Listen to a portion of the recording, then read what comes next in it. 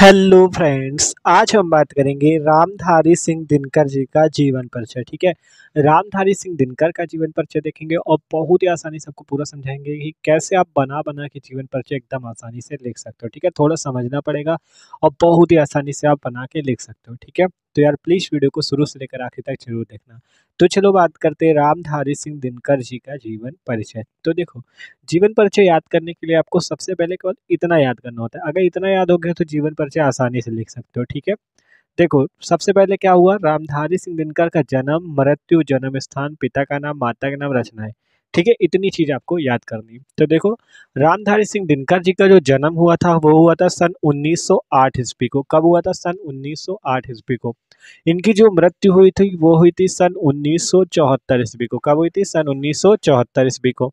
जन्म स्थान इनका सिमरिया, मुंगेर, बिहार। ठीक है, सिमरिया ग्राम इनका, मुंगेर जिला और बिहार। ठीक है, तो अभी आगे देखेंगे। ठीक है, और पिता का नाम इनके श्री रवि सिंह, माता का नाम श्रीमती मनरूप देवी, रचना इनकी मेन मेन जो है उर्वशी, कुरुक्षेत्र, हुंकार, रेणुका आदि। अभी और भी बता देंगे। तो सिंपल केवल इतना याद होना चाहिए। क्या? जन्म सन 1908 ईस्वी में हुआ था, मृत्यु 1974 ईस्वी में, जन्म स्थान सिमरिया, मुंगेर, बिहार, पिता का नाम श्री रवि सिंह, माता का नाम श्रीमती मनरूप देवी और रचना इनकी क्या है? उर्वशी, कुरुक्षेत्र, हुंकार, रेणुका आदि। ठीक है, तो एकदम आसान, इतना तो याद हो गया। आप देखो, अब आपको लिखना कैसे वो बताते हैं। आपको लिखना है रामधारी सिंह दिनकर जी का जन्म सन 1908 ईस्वी को कहाँ हुआ था। आपको क्या लिखना है? देखो, रामधारी सिंह दिनकर जी का जन्म सन 1908 ईस्वी को आप लिख सकते हो सिमरिया के, देखो ऐसे लिखना है, मुंगेर जिला बिहार में सिमरिया नामक ग्राम में हुआ था। क्या लिखोगे? देखो, ये देखो हमने लिखा भी है, श्री रामधारी सिंह दिनकर का जन्म सन 1908 ईस्वी को जिला मुंगेर बिहार के सिमरिया नामक ग्राम में हुआ था। एकदम आसान है। देखो क्या लिखा जाता है, किसी का भी जीवन परिचय लिखो, पहले ही लाइन लिखो रामधारी सिंह दिनकर जी का जन्म सन 1908 ईस्वी में, फिर कहाँ हुआ था? मुंगेर जिला के सिमरिया नामक ग्राम में हुआ था। ठीक है, और फिर क्या लिखोगे? इनके पिता का नाम श्री रवि सिंह तथा माता का नाम श्रीमती मनरूप देवी था। क्या लिखोगे? रामधारी सिंह दिनकर जी के पिता का नाम श्री रवि सिंह और माता का नाम श्रीमती मनरूप देवी था। तो बस इतने से, तो इतनी लाइन तो आप लिख लिए आसान से। ठीक है, कि उनका जन्म इतने में हुआ था, इनका जन्म स्थान ये, फिर लिखा पिता का नाम ये और माता का नाम देखो नीचे लिखा ना, सिंपल जीवन परिचय हेडिंग पड़ी और लिखा श्री रामधारी सिंह दिनकर का जन्म सन 1908 ईस्वी को मुंगेर जिला या जिला मुंगेर बिहार के सिमरिया नामक ग्राम में हुआ था। फिर हमने लिखा इनके पिता का नाम श्री रवि सिंह और माता का नाम श्रीमती मनरूप देवी था। इतना आसानी से लिख लोगे आप। थोड़ा सा आपको इसमें समझना पड़ेगा कि मतलब इनके जीवन में क्या क्या हुआ, और आसानी से लिख सकते हो। ठीक है, अपनी भाषा पे लिखना है, बस समझ लो इनके जीवन में हुआ क्या क्या। ठीक है, माता के नाम तक हो गया। अब आगे देखो, इनकी 2 वर्ष की अवस्था में ही पिता का देहावसान हो गया था। ठीक है, मतलब जब ये 2 वर्ष की आयु थे तब इनके पिताजी का क्या हो गया था? निधन हो गया था। ठीक है, इनके पिताजी का निधन हो गया था। अतः बड़े भाई और माता की छत्रछाया में ही ये बड़े हुए।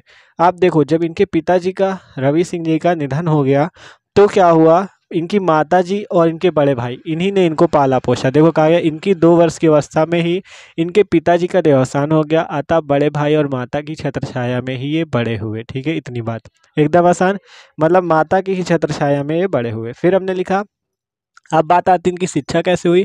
तो इनकी प्रारंभिक शिक्षा गांव की ही पाठशाला में हुई। इनकी प्रारंभिक शिक्षा कहाँ हुई थी? गांव की ही स्कूल में या गांव की ही पाठशाला में हुई थी। और अपने विद्यार्थी जीवन से ही इन्हें आर्थिक कष्ट झेलने पड़े। मतलब इनके घर में अब पिताजी की थोड़ा मृत्यु हो गई थी, तो उस कारण से इनके घर की आर्थिक स्थिति थोड़ी गड़बड़ थी। तो वही चीज़ है, इन्होंने क्या किया, देखो अपने विद्यार्थी जीवन से ही इन्हें आर्थिक कष्ट झेलने पड़े। मतलब इनके घर की स्थिति जो गड़बड़ थी उस कारण से इन्हें आर्थिक कष्ट भी झेलने पड़े।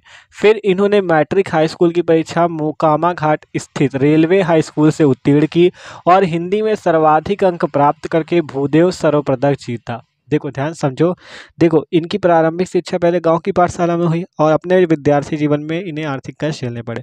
फिर जब ये हाई स्कूल, जिसे मैट्रिक परीक्षा कहते हैं, जब इन्होंने हाई स्कूल की परीक्षा मोकामा घाट स्थित रेलवे हाई स्कूल से उत्तीर्ण की तो उन्होंने हिंदी में बहुत ज़्यादा नंबर लाए थे, हिंदी में सर्वाधिक अंक लाए थे, जिसके कारण इन्हें भूदेव स्वर्ण पदक जीता। ठीक है, इसके लिए इन्हें इनाम मिला, क्या? भूदेव स्वर्ण पदक, हिंदी में ज़्यादा नंबर लाए थे। ठीक है, फिर क्या हुआ, 1932 ईस्वी में पटना से इन्होंने बीए की। ठीक है। 1932 ईस्वी में पटना से इन्होंने क्या किया, बीए किया, ठीक है, बीए की शिक्षा उत्तीर्ण की।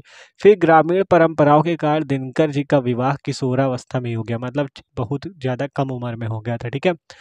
क्योंकि पिछले सब जो मतलब पहले की परंपरा थी कि बहुत ही छोटी उम्र में शादी हो जाती थी, ठीक है। तो ये कि ग्रामीण परंपराओं के कारण दिनकर जी का विवाह किशोरावस्था में ही हो गया। अपने पारिवारिक दायित्वों के प्रति दिनकर जी जीवन भर सचेत रहे, ठीक है। और इसी कारण से इन्हें कई प्रकार की नौकरी भी करनी पड़ी, ठीक है।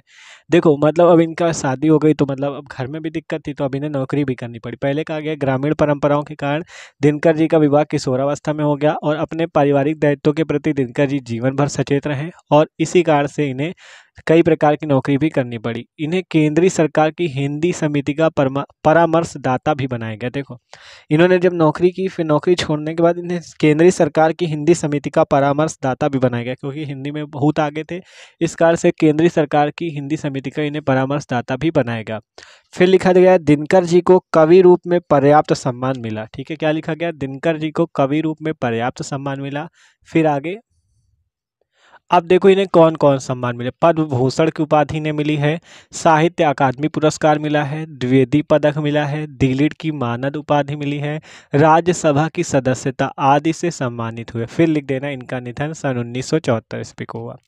क्या कौन कौन सी उपाधि, पहले पद्म भूषण की उपाधि मिली, साहित्य अकादमी पुरस्कार मिला, द्विवेदी पदक मिला, डीलिट की मानक उपाधि मिली, राज्यसभा की सदस्यता मिली, इससे सम्मानित हुए। फिर लिखा गया इनका निधन सन 1974 ईस्वी को हुआ। तो इस टाइप से लिखा जाता है। फिर लिखा है साहित्य में स्थान, फिर रचनाएं। तो चलो एक बार फिर से समझा देते हैं, ठीक है। तो सिंपल पहली लाइन में लिखा रामधारी सिंह दिनकर जी का जन्म सन 1908 ईस्वी, देखो सन 1908 ईस्वी को जिला मुंगेर बिहार के सिमरिया नामक ग्राम में हुआ था। इनके पिता का नाम श्री रवि सिंह, माता का नाम मनरूप देवी। इनकी 2 वर्ष की अवस्था में ही पिता का देहावसान हो गया, अतः बड़े भाई और माता की छत्रछाया में ही ये बड़े हुए और इनकी प्रारंभिक शिक्षा गांव की ही पाठशाला में हुई। कहाँ हुई, गांव की ही पाठशाला में हुई। और अपने विद्यार्थी जीवन से ही इन्हें आर्थिक कष्ट झेलने पड़े। फिर लिखा इन्होंने मैट्रिक परीक्षा मोकामा घाट स्थित रेलवे हाई स्कूल से उत्तीर्ण की और हिंदी में ज़्यादा अंक या सर्वाधिक अंक प्राप्त करके भूदेव स्वर्ण पदक जीता, ठीक है। फिर 1932 ईस्वी में पटना से इन्होंने बीए की परीक्षा उत्तीर्ण की और ग्रामीण परंपराओं के कारण इनका विवाह भी किशोरावस्था अर्थात बहुत कम उम्र में हो गया था। और फिर लिखा गया अपने पारिवारिक दायित्व, देखो हमने लिखा यहाँ पे अपने पारिवारिक दायित्वों के प्रति दिनकर जी जीवन भर सचेत रहे और इसी कारण से इन्हें कई प्रकार की नौकरी भी करनी पड़ी। इन्हें केंद्रीय सरकार की हिंदी समिति का परामर्शदाता भी बनाया गया और दिनकर जी को कवि रूप में पर्याप्त सम्मान मिला। कौन कौन से, पद्म भूषण की उपाधि और आपका, ठीक है। देखो पद्म भूषण की उपाधि मिली, साहित्य अकादमी पुरस्कार मिला, द्विवेदी पदक मिला, डीलिट की मानद उपाधि, राज्यसभा की सदस्यता आदि से सम्मानित हुए। और फिर लिख देना इनका निधन कब हुआ था या इनकी मृत्यु कब हुई थी, सन 1974 ईस्वी को। आप देखो इनका साहित्य में स्थान देख लो, इनका साहित्य में क्या स्थान है। दिनकर जी की सबसे बड़ी विशेषता है, लिखा गया दिनकर जी की सबसे बड़ी विशेषता है उनका समय के साथ निरंतर गतिशील रहना और यह अनेक क्रांतिकारी व्यक्तित्व और ज्वलंत प्रतिभा का परिचायक है, ठीक है। देखो इतना तो आपको लिख ही देना है कि दिनकर जी की सबसे बड़ी विशेषता है उनका समय के साथ निरंतर गतिशील रहना और यह अनेक क्रांतिकारी व्यक्तित्व और ज्वलंत प्रतिभा का परिचायक है। और आगे आप बना के भी कुछ लिख सकते हो कि इनको मतलब यही आगे लिख सकते हो, इनको पद्म भूषण की उपाधि से भी सम्मानित किया गया इनकी साहित्य सेवा के लिए। और ये सब यहाँ पे भी थोड़ा बहुत लिख सकते हो, आगे अपनी भाषा में बना सकते हो। इतना लिखने के बाद लिख सकते हो कि इन्हें इनकी साहित्य सेवा के लिए पद्म भूषण की उपाधि भी मिली, राज्यसभा की सदस्यता भी मिली, ठीक है। इसी टाइप से आप आगे बना के लिख सकते हो, ठीक है। आप देखो इनकी रचनाएं मेन है रेणुका, हुंकार, कुरुक्षेत्र, उर्वशी, परशुराम की प्रतीक्षा, अर्धनारीश्वर, संस्कृत के 4 अध्याय, मिट्टी की ओर आदि, ठीक है। तो ये इनकी मेन रचना है, इनको भी देख लेना, ठीक है। तो एकदम आसानी से आपने रामधारी सिंह दिनकर जी का जीवन परिचय समझा। तो वीडियो अच्छा लगा हो तो लाइक कर देना, चैनल पे न हो तो सब्सक्राइब जरूर कर देना और एक बार डिस्क्रिप्शन पे प्लेलिस्ट चेक कर लेना, उस पर आपको हिंदी के और भी जीवन परिचय मिल जाएंगे, ठीक है। तो okay, thanks for watching this video.